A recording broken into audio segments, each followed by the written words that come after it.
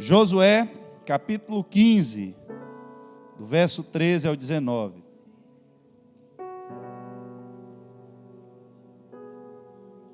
Josué, capítulo 15, verso 13 ao 19. Todos acharam? Por ordem do Senhor, Josué designou uma porção no meio do território de Judá para Calebe, filho de Jefoné. Calebe recebeu a cidade de Quiriate-Arba, isto é, Hebrom, assim chamada por causa de Arba, um antepassado de Enaque. Calebe expulsou 3 grupos de Enaquins, os descendentes de Sesai, de Aimã e de Talmai, filhos de Enaque. Dali ele partiu para lutar contra os habitantes da cidade de Debi, antes chamada de Quiriate-Sefé. E Calebe disse: darei minha filha Axa em casamento a quem atacar e tomar Quiriate-Sefé. E Otiniel, filho de Kenaz, irmão de Calebe, tomou a cidade. E Calebe lhe deu Axa como esposa. Quando Axa se casou com Otoniel, ela insistiu para que ele pedisse um campo ao pai dela. E assim que ela desceu do jumento, Calebe lhe perguntou: o que você quer? E ela respondeu: quero mais um presente. O Senhor me deu terras no deserto do Neguebe. Agora peço que também me dê fontes de água. Então Calebe lhes deu as fontes superiores e as fontes inferiores. Feche seus olhos, Pai. Estamos aqui na tua casa, Deus. Dependemos, meu Pai, totalmente do teu Santo Espírito, dependemos totalmente da tua direção, que não a nós, Senhor, mas ao teu nome, ao teu reino e ao teu governo, que nós possamos, Senhor, nos humilhar e nos diminuir cada vez mais, entendendo, Senhor, que sem ti nós não somos nada, somos pecadores, Senhor, somos pessoas sujeitas, meu Pai, às coisas vãs desse mundo, aos desejos impuros da nossa carne. Mas é o teu Espírito quem nos sustenta, é o teu Espírito quem nos guarda, é a tua palavra quem nos guia e nos direciona, meu Pai. E nós nessa noite queremos aqui nos submeter ao teu controle, nos submeter ao teu governo, nos submeter à direção do teu Espírito. Por isso, meu Pai, pela tua graça, pelo teu amor com a tua casa, com a tua igreja, se manifesta, Deus, em nosso meio nessa noite e fala conosco, meu Pai, especificamente aquilo que precisamos ouvir. Que o teu Espírito fale individualmente ao coração de cada um dos teus filhos que aqui entraram, que eles possam sair daqui alimentados pelo teu Espírito, Deus, com a fé renovada, com a fé viva, porque sabemos que o Senhor há de fazer coisas grandes em nosso meio, em nome de Jesus. Queridos, quando nós ouvimos falar em Calebe e Josué, a nossa mente ela já trabalha nos remontando aquele momento crucial, quando Deus leva o povo na divisa com o rio Jordão e a terra prometida, e Josué ali, mais Calebe, foi escolhido por Moisés. A Bíblia, sempre que se refere a Moisés, faz menção de dizer Moisés, servo do Senhor, dirigido pelo Senhor, guiado pelo Espírito Santo de Deus. Ele levanta 12 líderes, 12 espias, para que fosse ali a terra de Canaã, para trazer um relatório. E como você sabe, 10 desses espias, eles trazem um relatório positivo da terra, dizendo que a terra de fato era fértil, de que a terra tinha abundância de bens, mas eles apresentam um espírito fraco, um espírito abatido, porque além das coisas boas que eles viram, eles conseguiram se deter, eles conseguiram ser dominados, eles se deixaram, na verdade, se vencer pelo medo dos inimigos que estavam ali naquela terra.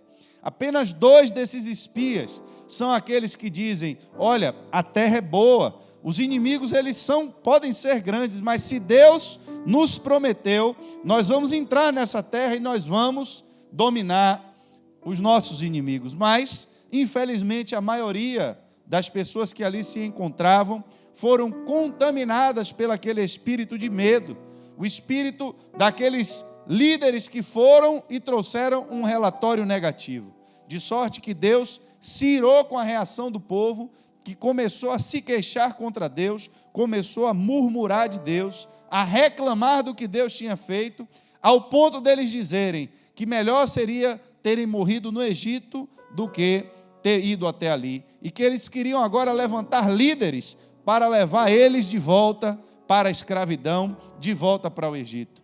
Deus, na sua ira, indignado com a falta de fé do povo, dá uma sentença de que daquela geração que empunhava a espada, de todos aqueles que estavam ali alistados para o exército, nenhum deles entraria na terra prometida, exceto Josué e Calebe.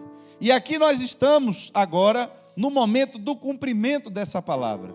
Você se lembra muito bem de quando Calebe agora vem com Josué e ele diz que 40 anos antes ele esteve ali naquele lugar, mas agora já com 80 anos ele se sente tão forte como quando ele esteve ali a primeira vez, e ele pede a Josué, ele disse: olha, eu quero a minha terra, eu quero aquilo que é meu, eu quero aquilo que no dia que eu estive aqui, o Senhor me disse que seria meu. A terra não mudou, os gigantes não diminuíram, mas a mesma fé que aquele homem apresentava 40 anos antes, era a mesma que ele apresentava 40 anos depois.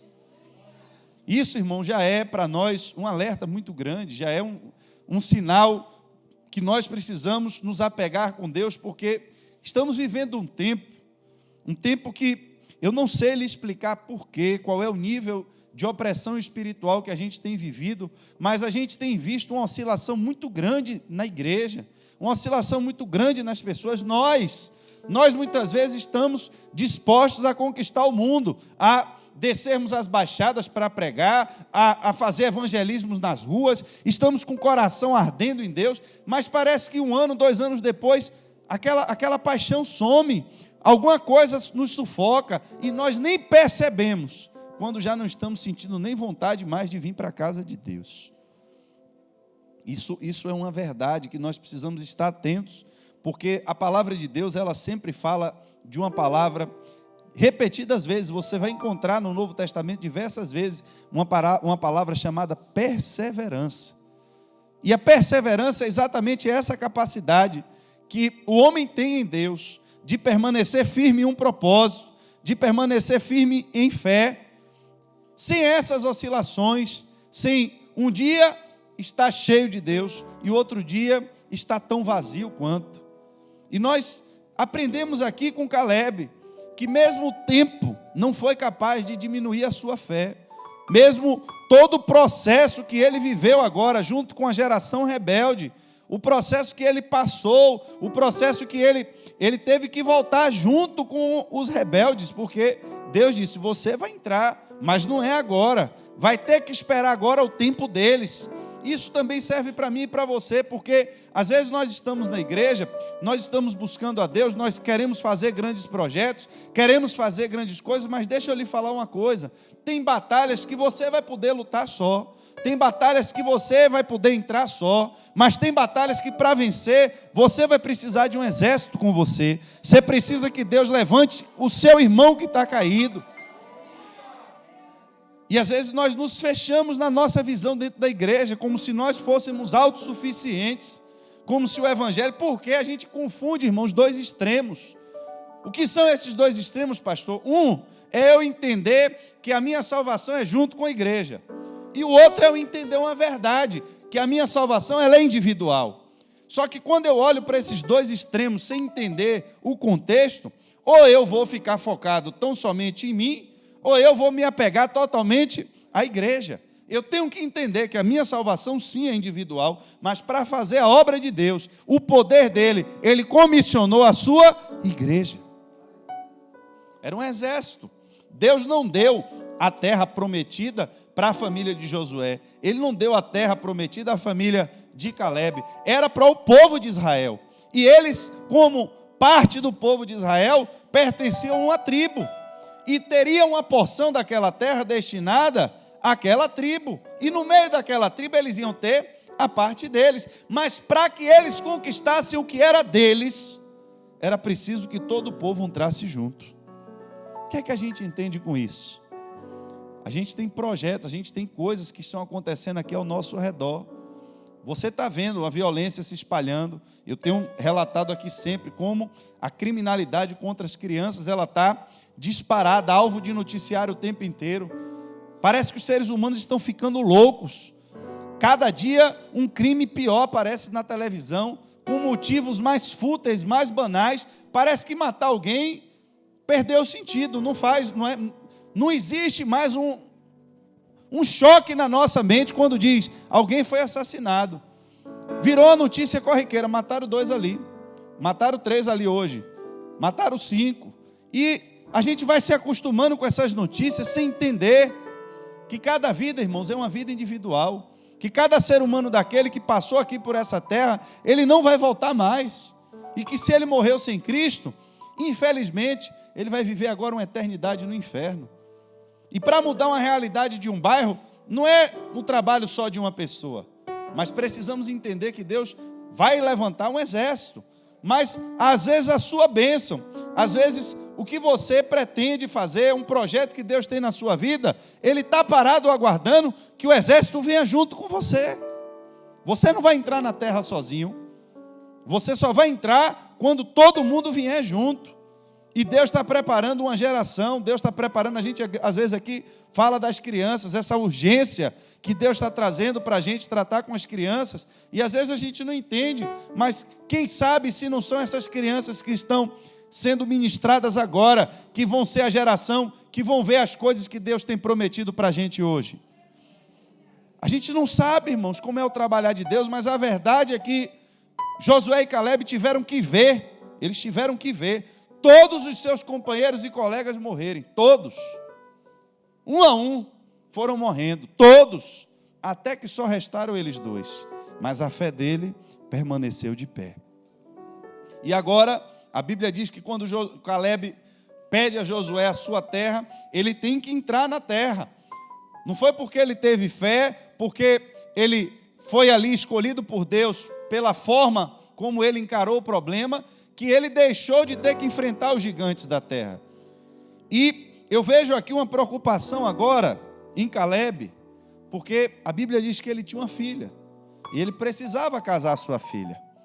E para escolher alguém para casar com a sua filha, ele lança um desafio, ele diz, olha, ainda tem aqui uma terra que tem gigantes, e eu vou dar a minha filha ao homem que mostrar essas características, que não tem medo do desafio, que confia em Deus, porque, irmãos, quem não tem fé em Deus, quem não vive uma vida aqui em comunhão com Deus, quem não estava alicerçado em Deus, jamais ia entrar em batalha contra gigante. Para entrar em um nível de batalha desse, precisava de alguém que estivesse totalmente voltado para Deus, alguém que tivesse com a sua fé inabalável, crendo em tudo que Deus disse, e assim acontece. A Bíblia diz que Otiniel, que era sobrinho de Caleb, mostra esse valor. Ele vai, conquista a cidade e toma aquela cidade, derrota os gigantes que tinham ali naquela cidade, e agora Caleb, ele tem que dar a sua filha em casamento.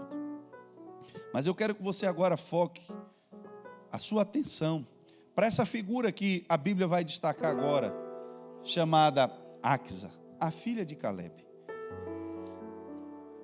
A Bíblia diz que agora que ela se casou, Caleb deu a ela terras, deu a ela e a seu esposo. Mas essas terras que eles receberam eram terras de deserto, terras que ficavam no deserto do Negueb. Eu quero que você entenda, porque muitas vezes a nossa posição, quando recebemos algo, é querer que algo já venha pronto para a nossa mão. A gente pede às vezes algo para Deus, mas o nosso desejo é que tudo já venha conformado como a gente quer. E às vezes, para que você conquiste algo que vem de Deus, você precisa ter visão. Assim como Caleb lá atrás, ele entrou na terra, ele viu a terra.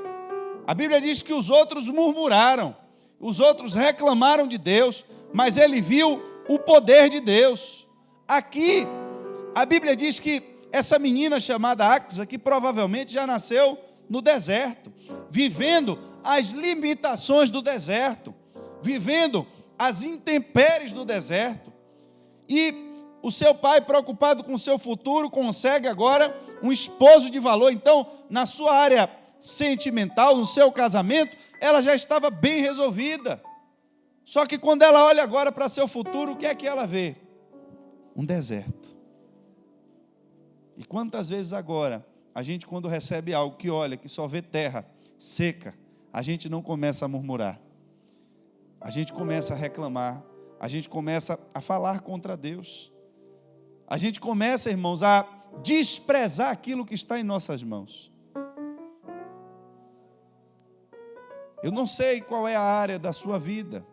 Em que área é que você olha e só vê deserto? Porque o que é o deserto? É a incapacidade de dar frutos. É a incapacidade de gerar bens, de gerar propriedade, de gerar riqueza, de gerar fruto. Às vezes pode não ser em uma área, mas é em outra. E a gente olha para a nossa vida e a gente já olhou e vê aquilo não vai mudar nunca. E a gente, ao invés de procurar a solução, a gente só fica questionando os problemas. Só fica se questionando diante de Deus. Por que é que foi assim comigo? Por que é que meu pai é assim? Por que é que minha mãe é assim? Eu sou assim porque eu sou fruto dessa infelicidade. Essa menina, ela podia agora se lamentar durante toda a sua vida e dizer: eu vou viver uma vida de pobreza, eu vou viver uma vida de miséria, eu tenho que me conformar e tenho que me sujeitar a isso tudo, porque foi o meu pai quem me deu uma terra seca. Por que Deus me deu essa vida? Por que Deus me fez assim? Quantas vezes a gente não se questiona? Por que Deus não me mostrou esse trem que eu me casei que era assim? Às vezes a gente começa a murmurar do marido, começa a murmurar da casa que a gente mora, a gente começa a murmurar, irmãos, e a reclamar. Só que Aques, ela teve um berço, ela teve alguém em quem se inspirar.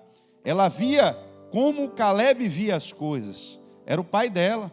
E quando ela recebe aquela terra seca, ao invés de murmurar, ao invés de questionar, ao invés de reclamar, ou ao invés de se sujeitar e se submeter uma vida inteira agora, de novo no deserto, ela resolve procurar o pai.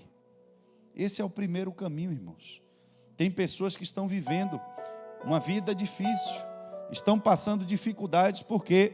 Porque ainda não entenderam qual é o nível do seu relacionamento com Deus. Entenda, eu não estou lhe ensinando nessa noite, como eu tenho visto por aí, pessoas que estão instruindo filhos a entrarem na justiça contra Deus. Eu sempre tenho repetido isso aqui, porque as pessoas querem lhe mostrar os seus direitos, para que você acione Deus, porque Ele tem que cumprir a sua palavra. O que é isso? Isso é colocar Deus na justiça, processar Deus. Deus, eu sou seu filho, então na tua palavra está escrito que o Senhor tinha que me dar isso, então cumpra a sua palavra, o Senhor tem que me dar. Tem pessoas ensinando os filhos a tratarem Deus assim. Não precisa ter um relacionamento, você não precisa se aproximar dele, porque quando você tem um relacionamento com o pai, você pede, o pai responde. Você não tem dificuldade. Eu acho fantástico, porque a Bíblia diz que quando Áxia desceu do jumento, ela não precisou falar, pela forma como ela chegou. A Bíblia diz que Caleb já sabia o que ela queria. Se você olhar, a Bíblia diz assim que ela desceu do jumento, Caleb lhe perguntou: o que você quer? E eu acho interessante porque em Juízes capítulo 1, do verso 11 ao 15, tem essa mesma história, do mesmo jeito, e a Bíblia narra esse encontro da filha de Caleb com ele, do mesmo jeito, assim que ela desceu do jumento. Ele já lhe perguntou: o que é que você quer? Pai é uma bênção, né? Filho, você já sabe. Quando o filho se aproxima, o que é que ele quer? Já sabe que ele vai pedir alguma coisa. Mas, irmãos, entenda, quando esse relacionamento ele é pautado em verdade, quando esse relacionamento ele é pautado em amor, o pai tem prazer em abençoar os filhos. E eu quero que você entenda essa verdade, porque existe uma outra possibilidade de você entender, e você vai entender errado. Porque Deus tem que lhe dar, porque Deus pode fazer, irmãos, Deus pode fazer. Ele pode lhe dar o que Ele quiser. Mas entenda que antes do que Ele pode lhe dar, é mais importante que você tenha o que Ele é. É você reconhecer quem Ele é para você. Mas o fato dele ser seu pai, preste atenção, não lhe dá o direito agora de também esquecer que você precisa pedir. Quem nos ensinou isso? O nosso irmão mais velho, Jesus. Ele é o primor. E ele disse, olha, eu conheço mais o Pai do que vocês, porque eu e ele somos um. Eu vim do céu, ninguém que está aqui veio de lá, só eu. Então ninguém conhece melhor o coração do Pai do que eu. Peçam. Peçam. E se você pedir uma vez e ele não responder, peça de novo. Peça ao Pai. Mas quando você for se dirigir a Ele, você tem que ter esse respaldo de poder chamar Ele de Pai. Como é que você vai começar a sua oração? Pai nosso, eu sei quem Ele é e aonde Ele está. Pai nosso, que estás. Como é que você tem um pai que você não sabe quem é e nem onde está? Que relacionamento é esse que você tem? Invocam as promessas de Deus, invocam as bênçãos de Deus, fazem campanhas para que Deus abençoe, mas qual é o nível de relacionamento que essas pessoas têm com Deus? Às vezes, irmãos, Deus já lhe deu algo, você já recebeu algo da parte de Deus, mas você ainda não conseguiu discernir por que é que isso não está prosperando na sua mão. Cada um de vocês, Deus já deu um dom, isso serve para as coisas espirituais também. A terra era deserta, por quê? Porque no deserto não tem chuva, a chuva não vinha voluntariamente, mas o que foi que aquela menina foi capaz de ver? Mesmo no deserto, ainda posso prosperar. Olha que visão fantástica. Ainda no deserto, eu posso prosperar. Está tudo difícil, pastor. Eu sei. Não está chovendo aqui já faz um tempo, eu sei. E o que é que tem de verde aí? Só mesa de sinuca e periquito. Mais nada. E o que é que você vai fazer? E qual é a sua reação? Como você tem lidado com esse problema? Às vezes nós oramos e preste atenção, a gente pede que Deus traga uma solução que a gente também não sabe qual é. Deus, eu quero que o Senhor resolva meu problema. Sim, como? Não, pastor, eu estou lhe falando biblicamente. Jesus chega para o cego procura Jesus e diz, eu tenho um problema. Jesus, sim, tudo bem, mas o que é que você quer que eu? O que é que você quer que eu faça? Por que Jesus pergunta isso ao cego? Porque Ele quer que quando você se dirigir a Ele, você seja específico. Às vezes a gente leva o problema para Deus, mas o que essa menina está nos mostrando aqui, ensinando a gente, é que muitas vezes você já pode orar pedindo a Deus a solução, porque ela já sabia qual era a solução do problema. Como é que eu resolvo o seu problema?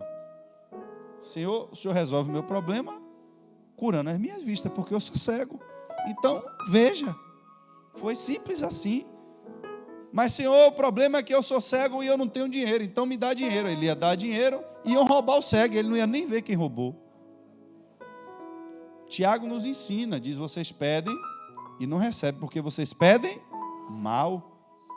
Nós precisamos, irmãos, até para orar, da ajuda do Espírito Santo de Deus.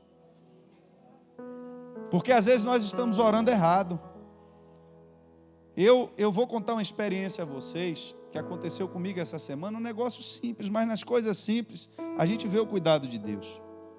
Eu deixei um carro meu pai um tempo rodando, eu dei a ele esse carro, e meu pai faleceu, e eu não achei mais o DUT do carro. Eu precisava vender o carro ainda estava alienado para o banco, já tinha pago, mas se você não for lá da baixa, fica lá a vida toda alienado para o banco. E aí eu fui procurar o Detran, porque não tinha mais jeito de eu procurar esse negócio. Aí eu comecei a orar, e abusando minha mãe, mandando minha mãe orar também para achar esse negócio. Minha mãe não aguentava mais eu mandando ela orar para achar esse DUT. E a gente foi nessa e eu, Deus, por que eu não acho esse documento? Eu fui nas coisas de meu pai, mexi em tudo, e nada de achar esse DUT. Como o carro está no meu nome, eu fui no Detran. Aí chegou lá, a mulher disse, é para desalienar o carro só com o DUT em branco. Eu disse, pronto, então agora foi que travou tudo mesmo. Bora fazer então essa vistoria para poder, tem que fazer uma vistoria no carro para ler o número do chassi no bloco do carro. Aí eu fui agendar esse negócio. Quando eu vou lá, irmão, que o cara começa a futucar, que abre, ele diz: meu irmão, vou lhe dar uma notícia aqui ruim. Eu disse: qual foi? Não dá para ler mais o número do chassi no bloco do carro. Rapaz, na hora que ele falou isso assim, sabe quando você perde o chão? Eu disse: meu Deus do céu, e agora? Ele disse: olha, mas eu vou lhe dar aqui uma sugestão. Tem uma empresa que é especializada nisso, e eles fazem uma leitura digital. Procure lá essa empresa. E eu fui, quando eu procurei a empresa, que o rapaz olhou, quando ele levantou, que botou a luz, já foi logo dizendo: rapaz, aqui, meu irmão, não tem jeito não, viu? E vou lhe dar uma notícia ruim. Você vai ter que pagar R$500 para poder fazer a regravação da numeração do bloco. Esse carro, porque foi regravado, não faz mais seguro e nem o banco financia mais. No mercado, seu carro vai ter uma desvalorização de 40%. Eu disse: sangue de Jesus. Na hora, irmãos, na hora eu me lembrei. Olhe bem que interessante, foi nessa hora. Eu fiz uma pergunta a ele, eu disse: vem cá, meu irmão, deixa eu só lhe fazer uma pergunta. Se por acaso eu tivesse achado esse DUT, porque eu não achei, estou aqui para fazer a vistoria, não achasse, e eu vendesse o carro, porque com o DUT assinado, você vai no cartório, faz, o que é que ia acontecer? Ele disse: rapaz, o que ia acontecer é que a pessoa ia vir aqui para fazer a transferência do carro, não ia ler o número no bloco do carro, e a pessoa ia desfazer o negócio, então você... Eu disse: rapaz, que confusão eu ia me envolver, porque eu já ia ter vendido o carro, já ia ter recebido o dinheiro, já podia ter gastado o dinheiro, e eu tinha realmente já um destino para o dinheiro, e agora, meu irmão, para devolver o dinheiro dessa pessoa, como é que eu ia fazer? Aí que a gente às vezes se pergunta, que a gente está orando por uma coisa, pedindo algo a Deus, mas a gente não sabe do que é que Deus está nos livrando. Foi muito melhor para mim perder uma manhã lá, e eu vou lhe dizer por quê. Muito melhor eu perder uma manhã lá do que ter tido um problema muito maior na facilidade. Vai que eu acho até esse DUT depois, mas agora eu já entendi que não era para eu ter achado, porque a facilidade ia me gerar um problema lá na frente, ia me causar um transtorno lá na frente, e às vezes a pessoa pode até lhe julgar, lhe chamar de desonesto, dizer que você já sabia, e olha aí você passando por um constrangimento, envolvido em um problema pior. E se eu não tivesse mais o dinheiro para devolver a pessoa? E a gente orando e aquela coisa, porque Deus... Aí eu fiquei ali com o menino, e eu e o menino raspava e botava um ácido. Eu disse: rapaz, não tinha outro carro. Eu cheguei lá na hora do almoço e não tinha outro carro lá, e eu fiquei com esse menino lá 1h30, meu irmão, e ele botava ácido e raspava e passava pincel, e eu orando: meu Deus, não deixa esse negócio, aparece esse DUT aí, em nome de Jesus, esse número. E esse menino raspou, e ele, na hora que ele já ia desistir, ele disse: eu vou fazer um negócio aqui que eu não gosto de fazer, porque como eu já não estou vendo número nenhum, se não tiver agora é que ou vai ou acaba tudo. Ele pegou uma chave de fenda para raspar. Quando ele começou a raspar, meu irmão, que passou uma vassourinha lá, ele disse: você está com o documento do carro aí? Eu disse: estou. Vê se o número é esse. Rapaz, o número certinho. Apareceu os pontinhos da gravação, estava cheio de pontinho. Eu não consegui ler nada, mas ele leu tudo certinho do jeito que estava. Eu disse: rapaz, obrigado, meu Deus, porque talvez se fosse a pessoa, não ia ter essa paciência. Por quê? Porque ela está cheia de direito, ela está cheia de razão, ela comprou o carro e não ia querer saber, já ia endoidar minha cabeça, e você na pressa e na pressão já ia mandar regravar DUT. Mas como eu estava ali ainda, já entendendo que Deus já tinha trazido um livramento, usou aquela circunstância para trazer um livramento de um problema maior, eu comecei a orar, e Deus foi dando paciência ali ao menino, e ele foi lixando aquilo com cuidado e raspando, até que ele conseguiu tirar a foto. Eu já estou com a segunda via do DUT do carro, já estou com o documento na mão. No final precisava de um negócio lá, o horário do espaço lá fechava 2 horas. Quando eu vou ver, meu irmão, a diretora do negócio, a mulher que manda em tudo lá, era vizinha de meu pai. Eu disse: rapaz, é Deus um negócio desse. Agora vai imprimir o documento aqui para o senhor pagar. Quando eu pego meu celular, o abençoado do celular descarregado, como é que eu pago? Eu disse: Deus, não é possível um negócio desse. Já me livrou da boca do leão, agora vem um urso. Que tribulação é essa? E eu com o documento para pagar e o celular sem bateria. Daqui a pouco vem um despachante de lá, meu irmão, cheio de Walkman, com um fio pendurado. Eu disse: ô, meu irmão, que negócio é esse aí? Ei, rapaz. A pastora tá pegando pesado aqui. Eu sou do tempo do Walkman, meu irmão. Com AirPods, pronto. Aí quando ele chegou lá, todo cheio de... Eu disse, vem cá, meu irmão, que carregador é esse? Isso aí é de iPhone? Ele disse, então vou lhe pedir um favor, meu irmão, me empreste. Ele disse, tome. Botei o negócio na tomada, meu irmão, paguei, saí de lá 2:30 da tarde, mas saí de lá com tudo resolvido. Então, às vezes Deus está livrando a gente de um problema pior. A gente às vezes não sabe o que aconteceria com a nossa vida. Está Balaão ali com uma mula, e ele batendo na mula, e a mula sem querer andar, e ele se revolta e pica o pau na mula de novo, até que a mula se revoltou, e Deus abriu a boca da mula para a mula falar. Vem cá, meu filho, quantas vezes eu já fiz isso aqui? Nunca. Você não está achando que tem nada errado, não? Não está vendo um anjo ali na frente com a espada para lhe matar? Que caminhos, às vezes, irmãos, de morte Deus tem nos livrado. Às vezes o emprego que a gente perde, a gente fica murmurando. A gente às vezes fica com ódio das pessoas, porque, foi meu colega de trabalho que me entregou, ele é peru, e aí fica com raiva da pessoa, com ódio. Minha vida é assim porque meu marido me abandonou, me largou. Minha vida é assim porque meus filhos não prestam. Irmãos, preste atenção numa coisa. Você não sabe como seria a sua vida se fosse de outra forma. Agora o que eu preciso e o que você precisa é entender que tudo que Deus nos dá, quando nós estamos debaixo da proteção dEle, estamos vivendo de acordo com a vontade dEle, tudo que Deus faz na nossa vida é bom. Pastor, como é que vai me dar terra no deserto e a terra do deserto é boa? É boa. O problema da terra do deserto é só porque falta água. A gente que esteve ali na cidade, tanto descendo para o lado de cá de Macururé, como lá em Pilão Arcado, você chega naqueles lugares, tudo que você vê é carcaça de animal morto. Você vê a morte ali de perto, você vê as pessoas passando uma necessidade terrível. Aí vem o governo, faz a transposição do Rio São Francisco e leva água. Irmãos, onde tem aquela veia de água passando, você passa, plantações de coco que você não vê mais fim, manga, uva, tudo que você pensar, mamão, goiaba, e tudo com excelência, porque a terra é boa. O que é que falta? Falta água. E o que foi que ela foi pedir ao pai dela? Água. E porque ela pediu a coisa certa, a Bíblia diz que ele deu não só fontes em um lugar só, mas deu a elas fontes superiores e fontes inferiores. O que é que isso significa, pastor? Que a região onde ela tinha terras, tinha áreas que era mais alta e que tinha áreas que era mais baixa. E Deus está dizendo a você que tem suprimento para você na fartura, mas tem suprimento para você na escassez também. Foi isso que o apóstolo Paulo disse: olha, eu aprendi a viver em todos os meios, em todas as circunstâncias. Eu tudo posso naquele que me fortalece. Por quê? Porque eu sei que Deus tem fontes superiores, mas também tem fontes inferiores. Eu sei que Ele está comigo no dia da abundância, mas também vai estar comigo no dia da luta.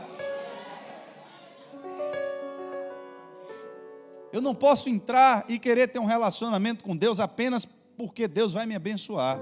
Eu não posso querer fazer parte do reino de Deus apenas porque eu quero ter sorte na vida, porque Deus vai ser meu amuleto de sorte. Não é por aí, irmãos. Mas eu também não posso ser filho e estar vivendo de novo no deserto, porque o tempo do deserto já passou. O tempo do deserto era só uma temporada. Agora você já está na terra prometida, você já está em Canaã. Você pode abrir a sua boca e pedir a Deus, porque Ele vai ter providência para você.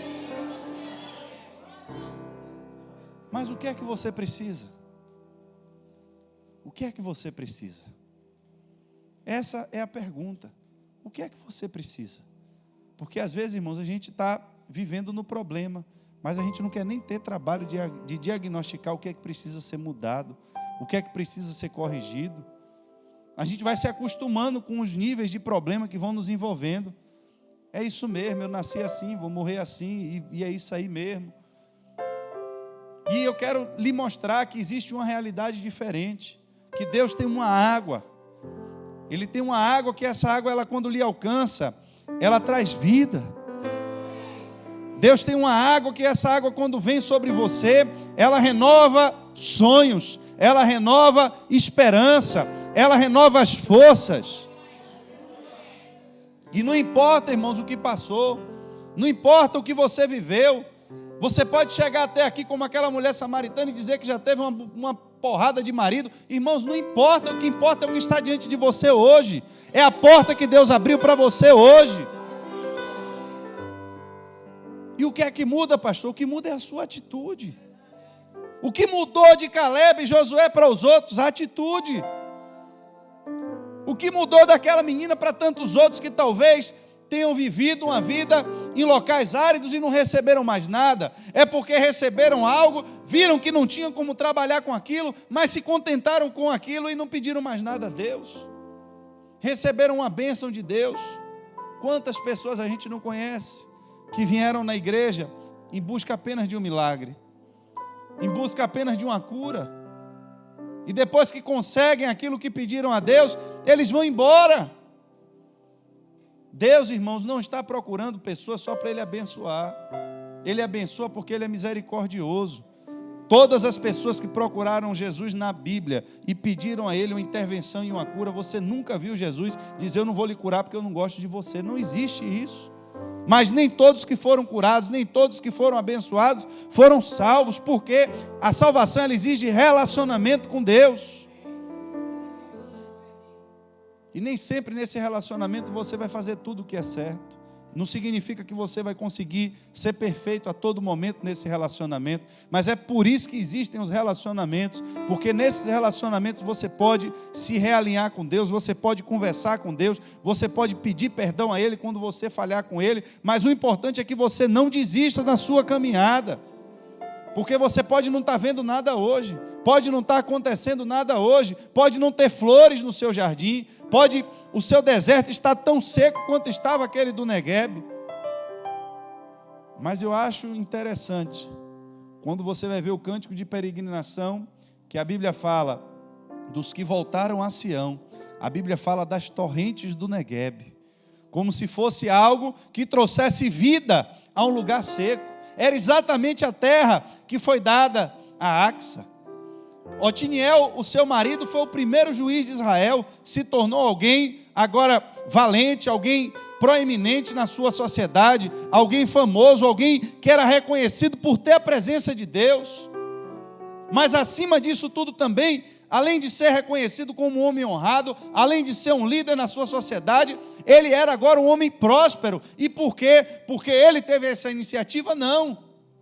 Mas foi a sua esposa. Recebemos já algo de valor, já recebemos terra, mas precisamos de água. Eu já recebi a salvação, pastor. Eu já clamei, eu já criei, e pela fé eu já recebi a salvação. Amém, que bênção. Mas entenda que Deus tem tesouros escondidos para você. Existem tesouros espirituais. Você planta e colhe nessa dimensão, mas também você está juntando riqueza espiritual. Tem gente que entra na igreja, irmãos, e recebeu a salvação, mas tem uma natureza que só Jesus, mas essa pessoa ela não quer mais mudar. Entra e sai da igreja, com quem ela se relaciona dentro da igreja é um problema. E acha que é normal. Por quê? Porque a terra é seca, mas não quer água, não quer clamar a Deus, não quer dizer a Deus: olha Deus, muda a minha natureza, eu não quero ser assim, mexe se for preciso. Eu já estou satisfeito com o que eu recebi, já tenho a salvação, e se tornam, irmãos, pessoas infrutíferas. Por quê? Porque a praga é assim, quando ela vem na plantação, ela vai minando, ela vai matando a planta aos poucos, até que ela não produz mais nada. E nós precisamos ser renovados. A Bíblia diz que Deus, Ele poda aqueles que estão dando frutos, para que dê mais frutos ainda. Mas nós precisamos crer nessa verdade, precisamos querer nos submeter a Deus, nós precisamos olhar com verdade, precisamos olhar com seriedade a nós mesmos, precisamos olhar a nossa vida e ver o que estamos produzindo no reino de Deus. Você já recebeu terra, você já recebeu uma herança de Deus, você já recebeu o Espírito de Deus na sua vida, mas o que é que está sendo produzido? A Bíblia diz que Deus criou todas as coisas. Terra produza e águas produzam, mas a Bíblia diz, mas não tinha ainda brotado nada da terra, porque o homem ainda não tinha sido feito para molhar o jardim, até que Deus faz agora a água brotar e todas as coisas surgem no jardim. A água do Espírito de Deus, é Ele quem traz a vida, é Ele quem traz o renovo. Nós somos terra, nós somos pó, somos essa terra seca, mas o problema não está na terra. O problema está na falta de água. E quanto nós temos clamado a Deus pedindo isso? Porque quando a gente pede, Deus Ele nunca dá só o que a gente pede.